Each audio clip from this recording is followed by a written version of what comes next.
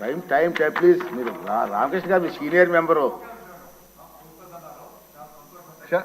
వారి మీద విశ్వాసం ఉండే ఈ ప్రభుత్వం మీద, ముఖ్యమంత్రి మీద రాజధాని పెడతామన్నా సరే అక్కడ ప్రజలంతా కూడా ఈ కూటమికి ఓటు వేయడం జరిగింది. తర్వాత మంత్రి గారు చెప్తూ 1.5 సంవత్సరాల్లో లెఫ్ట్ కెనాల్ అయిపోద్దంట. దానికి సంబంధించి డిస్ట్రిబ్యూటర్ కెనాల్స్ సంబంధించి ల్యాండ్ ఎక్కువ చేసి ఇప్పటి నుంచి చేయకపోతే అది పూర్తయినా సరే రైతులకి అందుబాటులో నీరు ఇచ్చేటువంటి అవకాశం ఉండదు. కాబట్టి దయచేసి ఆ విషయంలో కూడా ఇప్పటి నుంచి ఆ పనులు కూడా మొదలు పెట్టాలని కోరుతున్నాను అధ్యక్ష. క్వశ్చన్ అవర్ ఇన్ టైంలో పూర్తి చేయాలండి, అంచేది కొంచెం సహకరించాల్సి ప్లీజ్.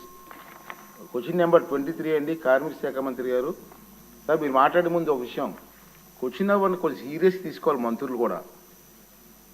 మంత్రులు లేట్గా వస్తే ఎట్లా? ప్లీజ్ మీరు ఎవరికో క్వశ్చన్ అవర్ ఇంపార్టెంట్ పబ్లిక్కి అండ్ మా మెంబర్స్కి. మీరు ఇన్ టైంలో రావడం కోసం ప్రయత్నం చేయండి. ధన్యవాదాలు అధ్యక్ష. ఆలస్యమైనందుకు క్షమించాలి అధ్యక్ష. ఒక ఎమ్మెల్యేగా మంత్రిగా అవకాశం కల్పించి అసెంబ్లీలో నిలబెట్టిన రామచంద్రపురం ప్రజానికానికి, అలాగే స్వర్ణాంధ్ర సృష్టికర్త గౌరవనీయులు ముఖ్యమంత్రి నారా చంద్రబాబు నాయుడు గారికి, డిప్యూటీ సీఎం పవన్ కళ్యాణ్ గారికి, మరియు యువనేత లోకేష్ గారికి, మరియు నా తోటి మంత్రులు, శాసనసభ్యులందరికీ కూడా నా ధన్యవాదాలు, నమస్కారాలు. ఇక ఎమ్మెల్యే తణుకు ఎమ్మెల్యే గారు రాధాకృష్ణ గారు అడిగిన ప్రశ్న విషయానికి వస్తే, పశ్చిమ గోదావరి జిల్లాలోని తణుకు మరియు ఇతర నియోజకవర్గాల్లో కార్మికులకు ఈఎస్ఐ ఆసుపత్రి అందుబాటులో లేదనేది వాస్తవమేనా? ఆసుపత్రులు లేనందున కార్మికులు తీవ్ర ఇబ్బంది పడుతున్నారనేది కూడా వాస్తవమేనా అని అడగడం జరిగింది అధ్యక్ష. అందులో ప్రస్తుతం తణుకులో ఐపీ హోల్డర్స్ సుమారు 12,610 మంది ఉన్నారు అధ్యక్ష. ఈఎస్ఐ నిబంధనల ప్రకారం సుమారు 20,000 మంది దాటితే కానీ అక్కడ ఈఎస్ఐ ఆసుపత్రి నిర్మించడం అవ్వదు అధ్యక్ష. 20,000 దాటిన తర్వాత చేరినప్పుడు అవసరమైన ప్రతిపాదనలు సమర్పించవచ్చు అధ్యక్ష.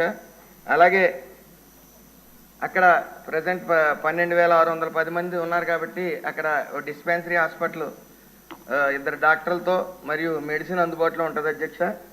అలాగే సుమారు రాజమండ్రిలో 45 కిలోమీటర్ల, తణుకు నుంచి 45 కిలోమీటర్ల వ్యవధిలో రాజమండ్రిలో ఈఎస్ఐ ఆసుపత్రి ఒకటి, అలాగే కాకినాడ 95 కిలోమీటర్ల దూరంలో ఈఎస్ఐ ఆసుపత్రి ఒకటి ఉంది అధ్యక్ష. మరి మీరు ఎలాగ ఈఎస్ఐ విషయం వచ్చింది కాబట్టి అధ్యక్ష, నాకు కొంత సమయం ఇస్తే గత ప్రభుత్వం ఈఎస్ఐ ఆసుపత్రి మీద ఎంత చిత్తశుద్ధితో ఉంది, ఈ ప్రభుత్వం వచ్చిన ఈ 5 నెలల్లో ఏం చేసింది అనేది చెప్పదలిచాను అధ్యక్ష.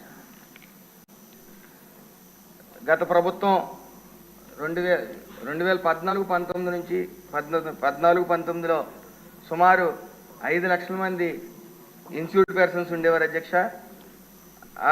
2014-19 5 లక్షల నుంచి సుమారు 11,50,000 మంది